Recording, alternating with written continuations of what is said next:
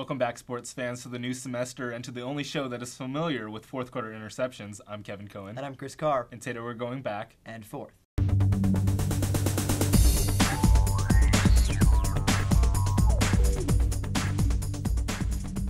The Cal men's basketball team is coming off their Southern California road trip where they split, dropping Thursday night's contest to USC and coming from behind to win against UCLA.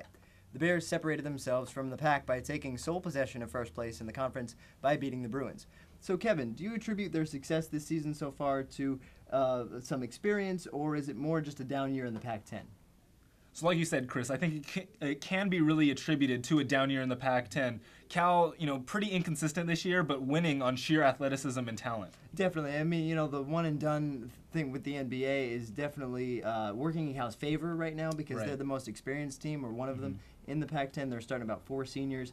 UCLA, those types of programs aren't really even what they were a couple of years ago. USC even being mired in the O.J. Mayo controversy. Right. So I think that all helps Cal, but they're not necessarily the best team. They're just the best out of a bad bunch. Right. Anyway. And what's going to be interesting about this year is we're looking at possibly only one team from the Pac-10 conference getting an NCAA tournament berth. Right. And remember, the winner of the Pac-10 tournament is the shoe-in for the NCAA tournament, not the winner of the conference. Exactly. So if Cal can't win the tournament championship, then it's going to be a little tougher to make the NCAA tournament. Mm-hmm.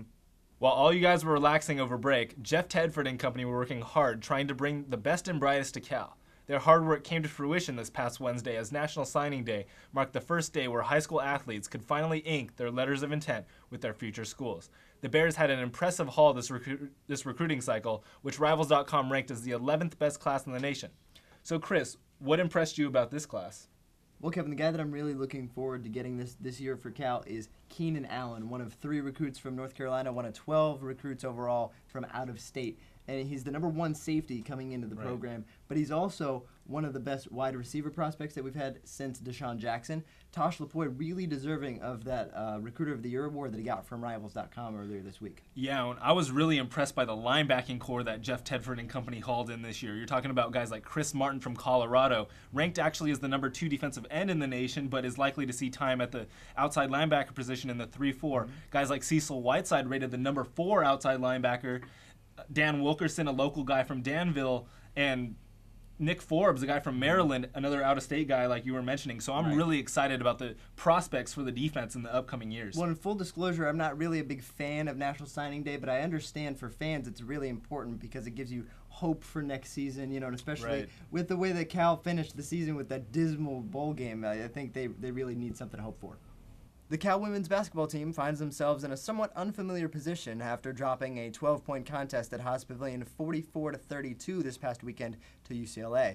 They shot an abysmal school record low 8.7% from the field and also had a school record low 8 points in the first half. Now, Kevin, do you think that this is just an isolated case, or is this something that we should expect to see from the Bears going forward in the next 7 games? Well, I'm not sure if it's an isolated case or not, Chris, but it's definitely inconsistency that we're seeing, and it's not atypical for a team with so much youth on the court and on the bench to have these up and downs during the course of the season. With Denisha Stallworth and Jennifer Brandon getting so many minutes, you're going to see this youth exposed. So you're going to see this real inconsistency. Definitely, but you look at the senior leadership in Alexis Gray-Lawson. AJL is the heart and soul of this team right now, and she has to be. But when you look at the season as a whole, this is not going to happen again, the 32-point performance. But at the same time, they have aspirations of winning the Pac-10 title in terms of the tournament and getting to the big dance. That has about as much chance of me having interest in transferring to Stanford or something like that. So, it's not going to happen this year, but they're basically rebuilding, and it's going to take maybe 1 or 2 more seasons to really get back up to that upper echelon. Right. Well, that's all the time we have for today. I'm Chris Carr. And I'm Kevin Cohen. Make sure to follow us on Twitter and check out our new Cal TV member blogs to get your download for what's up in Cal Sports.